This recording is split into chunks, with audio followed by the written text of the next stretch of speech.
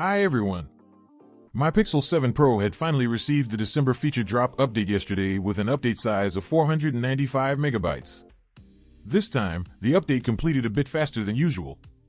After the reboot, I eagerly navigated to the settings page, hoping to have a look at the newly revamped update section that consolidates System, Google Play, and app updates. But I had to see the same old one as currently. While thinking about it, I realized a new section at the bottom of the settings page called Repair Mode. Repair Mode is a great way to get your device repaired without having to worry about factory resets, backups, or setting up your work apps again. To use Repair Mode, we need to have at least 2 gigabytes of storage space and a strong PIN or password set for the lock screen.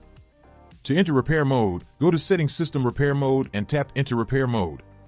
Your device will then reboot into Repair Mode. Note that any media you take in Repair Mode will be deleted when you exit. Once the device boots into Repair Mode, you will see a notification stating your device is in Repair Mode, and to exit, simply tap on Exit Repair Mode. Coming to other updates.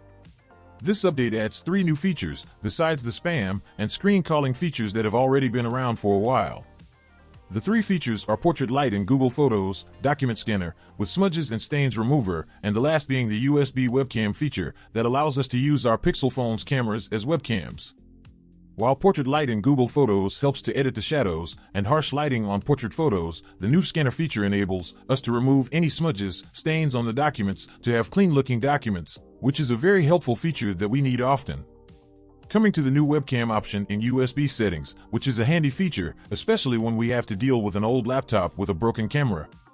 I hope we will see more cases in the future that make it easier to use our phones as webcams for our laptops.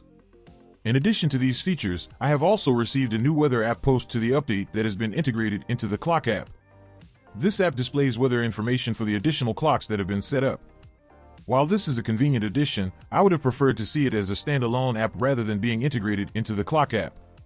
Apart from these, there are also numerous bug fixes for eligible Pixel devices, which I've covered in a detailed video.